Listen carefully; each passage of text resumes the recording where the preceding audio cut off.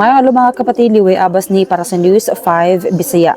Unong kabuwan nga suspended without pay si Senate Sergeant at Arms Mau Aplaska human sa nahitabong komosyon sa Senado ni adtong Miyerkules.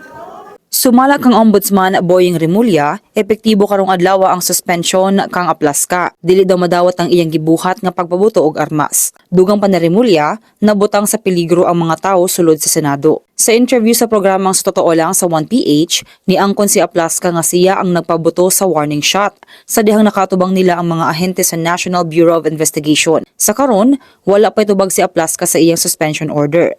Pero nagpabilin siya sa iyang paruganan nga NBI ang maong nagsugod sa gubot. Giinsister pa niya nga nisulod sa Senate premises ang NBI agents bisan pa man nga sa GSIS compound sila gipabantay. Samtang ang NBI, una lang niingon nga nangayo og tabang nila ang head sa GSIS ug wala sad sila nisulod sa tapad ani nga Senate building.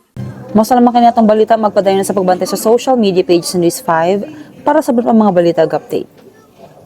Amping tang tanan.